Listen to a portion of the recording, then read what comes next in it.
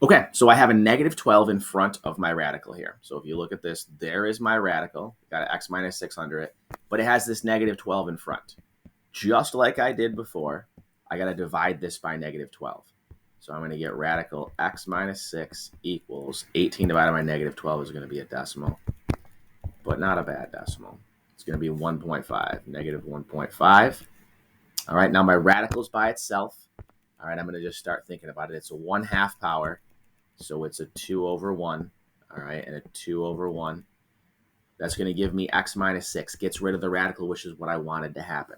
I'm going to go on my calculator. Negative 1.5 to the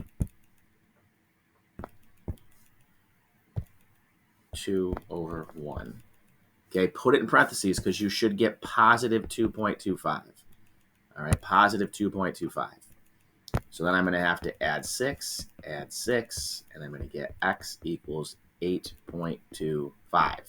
All right, now I'm going to check it anyways, but I got some negatives here. I got a negative over here.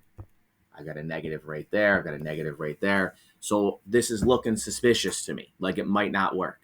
All right. I'm going to write these down for most of this stuff. It'd be a good idea if you did too. It'd be x minus 8. No, sorry. I'm talking faster than my brain's working. 8.25 minus 6 is supposed to equal 18. All right, well, let's see if it does. So I take my calculator, I type in negative 12, and then radical, and then 8.25 minus 6, and I hit enter, and I get negative 18. All right, so I get negative 18 equals 18. That is not true, which means that 8.25 does not work, which means there's no solution. All right. And this actually, when you start out, depending on what your number sense understanding is, okay, this is a positive number right here. This is a positive number. All right. Which means if this number right here is negative, the only way this is going to come out to be positive is if the yellow radical is also negative. But when I take a square root, I'm not able to actually get a negative number. All right. Because it just doesn't work that way. All right, when I take a square root, I do not get a negative number.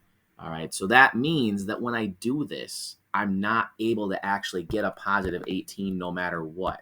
You can sit there all day and type numbers in there and try to figure it out. And what's going to happen is every time you're going to get a negative 18. So there's no solution to this one. All right. You do have to be careful because it's very tempting to just be like, oh, I didn't work. It's no solution. Double check and make sure you didn't make any mistakes. All right, because if you got the wrong answer, obviously, not the wrong answer. If you did the wrong mathematical stuff in your equation, you're obviously going to get no solution, but maybe it's not actually no solution.